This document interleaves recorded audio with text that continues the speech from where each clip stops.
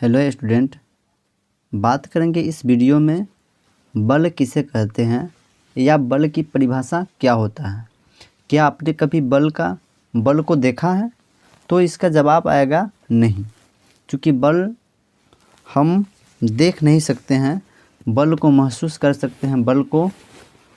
बल के माध्यम से हम किसी वस्तु को हटा सकते हैं और कहीं स्थिर कर सकते हैं। तो आइए बल का परिभाषा क्या होता है इसको देखते हैं। यहाँ है बल किसे कहते हैं या बल की परिभाषा क्या होता है, क्वेश्चन है। इसके बाद आंसर है बल को धक्का अथवा खिंचाव के रूप में वह बाह्य कारक जो किसी वस्तु की अवस्था में परिवर्तन करता है अथवा करने की प्रयत्न करता है, बल कहलाता है। कहने का मतलब है कि यह वस्तु है और इस वस्तु पर कोई बाह्य बल, अगर यह वस्तु स्थिर है तो इस पर कोई बाह्य बल अगर लगता है तो इसको इस जो अवस्था में है, स्थिर अवस्था में है, इस अवस्था के परिवर्तन जो करेगा, जिस माध्यम से परिवर्तन करेगा, इसी को हम बल कहते हैं। इस पर जैसे हम टच करेंगे, इसको जैसे हम धकेलेंगे तो इधर की तरफ चलना शुरू करेगा और इसी को हम बल कहते हैं। अब बल कितने प्रकार के होते हैं उसको देखेंगे, या बल का प्रभाव क्या होता है उसको देखेंगे। किसी वस्तु पर अगर हम बल लगाते हैं तो उसमें क्या चेंजिंग होता है उसको हम देखेंगे। आइए, बल के प्रभाव में है, बल किसी वस्तु को विराम अवस्था से गति की अवस्था में ला सकते हैं। जैसे कि यहाँ वस्तु है और इस पे हम थोड़ा सा बल देंगे तो यह चलना शुरू कर देगा, लुढ़कना शुरू कर देगा और इधर चलता ही चल जाएगा। ठीक। दूसरा है बल किसी वस्तु की गति की अवस्था से विराम अवस्था में ला सकता है। यानी कोई वस्तु लुढ़क रहा है, इधर लुढ़क रहा है और जैसे यहाँ हम बल लगाएंगे, इस वस्तु पर इधर से बल लगाएंगे तो यह चलना बंद हो जाएगा। जैसे कि कोई गाड़ी चलता रहता है या साइकिल चलते रहता है, उसके आगे अगर कोई वस्तु टकरा जाता है तो वह वस्तु क्या हो जाता है, रुक जाता है। तो यह भी बल का परिभाषा हो सकता है। और तीसरा में है बल किसी वस्तु की गति को घटा सकता है।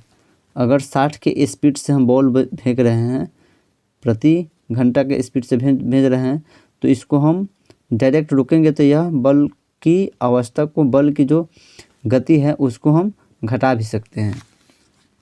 चौथा है बल किसी वस्तु की दिशा को बदल सकता है। जैसे कि बॉल इधर से फेंका जा रहा है और जैसे हम बैट से मारते हैं, इधर से बल्ला से मारते हैं तो गेंद की दिशा बदल जाती है, तो उस पर भी बल कार्य करता है, लेकिन उसके दिशा में चेंजिंग हो जाता है। तो यह चेंज होने की जो क्रिया है वह बल का प्रकार है। अब बल कितने प्रकार के होते हैं इसको देखेंगे। सिंपल सा है, बल कितने प्रकार के होते, तो बल 2 प्रकार के होते हैं। एक में है संतुलित बल और दूसरा है असंतुलित बल। अब संतुलित बल किसे कहते हैं? तो संतुलित बल जब किसी वस्तु पर कार्य करने वाली सभी बलों का परिणामी बल शून्य होता है तो इन्हें हम संतुलित बल कहते हैं। जैसा कि यहाँ कोई वस्तु है, इस वस्तु पर जितना बल हम इस साइड से लगा रहे हैं उतना ही बल इस साइड से भी लगा रहे हैं, इस साइड से भी लगा रहे हैं, तो यह दोनों बल आपस में क्या हो जाएगा, जितना बल हम इधर से लगाए उतना ही बल इधर से लगाए, तो यह वस्तु में कोई चेंजिंग होगा, कोई परिवर्तन नहीं होगा। इसलिए इसको हम संतुलित बल कहेंगे। या परिणामी जो है, इसका परिणाम क्या होगा, संतुलन होगा, तो इसको हम संतुलित बल कहेंगे। दूसरा है असंतुलित बल किसे कहते हैं? तो असंतुलित बल जब किसी वस्तु पर कार्य करने वाले सभी बलों का परिणामी बल शून्य न हो तो इन्हें असंतुलित बल कहेंगे। अब देखिए, यह एक वस्तु है, इस वस्तु पर इधर से बल लगाया जा रहा है और 3 बल इधर से लगाया जा रहा है, मान लेते हैं कि 3 बल है, और इसको जैसे जैसे ठेकेला जा रहा है यह दिशा में चेंजिंग हो ही नहीं रहा है, इसको आगे की तरफ जा ही रहा है।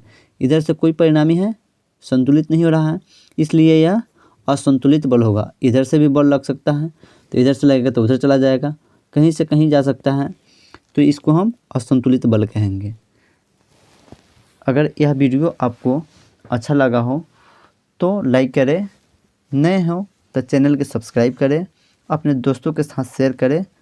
फिर मिलते हैं एक अगले वीडियो के साथ, तब तक के लिए बहुत बहुत धन्यवाद।